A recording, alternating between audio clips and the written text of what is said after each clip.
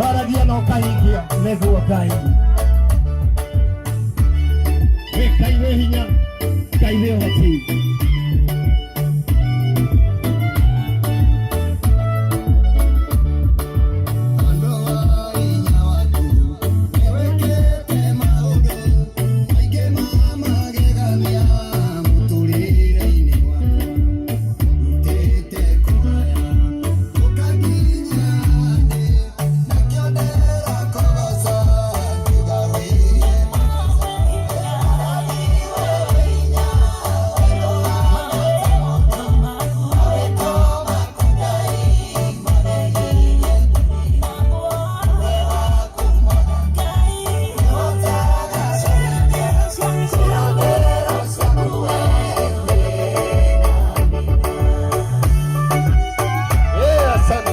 Asante Bwana.